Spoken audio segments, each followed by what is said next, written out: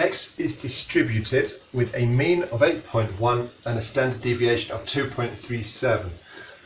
If y, a different variable, is 4x minus 7, find the mean and standard deviation of the y distribution. So let's just talk about this in terms of a discrete random variable.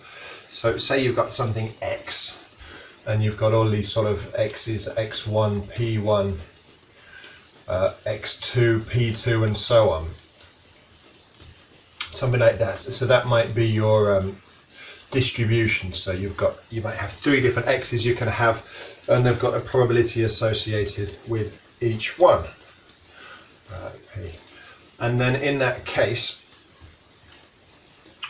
y, or when it says y is 4x minus 7, what it means is we take all of these x's, so whatever that is, you times it by 4 and you take away 7. It's the x value that changed. So say it was a variable, I don't know, number of some things, then you're only altering the size of the variable. You're multiplying it by 4 and taking away 7. The relative frequencies, the probabilities, stay exactly the same.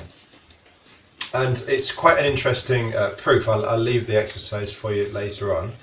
But basically, if we have something like this happening, then we know that y equals 4x minus 7. So if you have some kind of ax plus b, as in say a y distribution, is a transformation of the x distribution. So we do the same thing. We multiply all the values of the variables by something and then add a constant or subtract a constant. Then what you will find is the expected value of that, expected value of y, which is the expected value of ax plus b, is going to be a times the expected value of x plus b. So whatever the mean is of the old distribution, in this case 8.1, we're going to have to just times it by 4 and take away 7.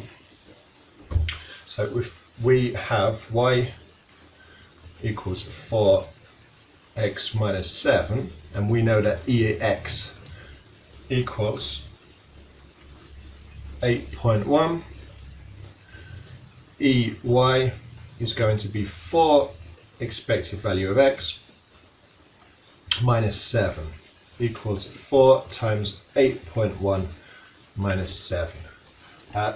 I'm just going to tell you what that comes out to. That is 25.423 SF. Okay, so for the variance, which again is also an interesting proof. It's quite simple, quite short, but it is quite nice.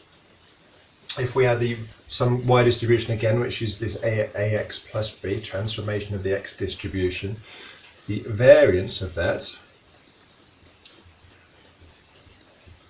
is going to be a squared times the old variance. So the actual b has no effect on the variance. So remember, all of these x values, we're going to times them by 4 and take away 7. So the actual just subtracting 7 from everything. It doesn't sort of affect the spread, so that's a good way to think about it really simply.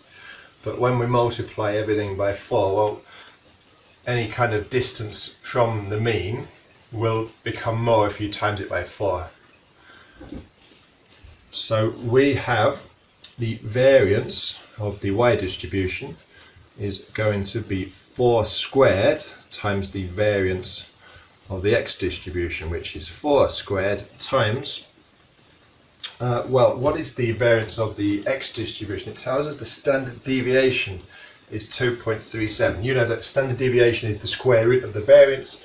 Variance is the standard deviation squared. So the variance is 2.37 squared. Remember so it's 4 squared times the old variance. The old variance is 2.37 squared, and that comes out as 9.48 to 36 figs.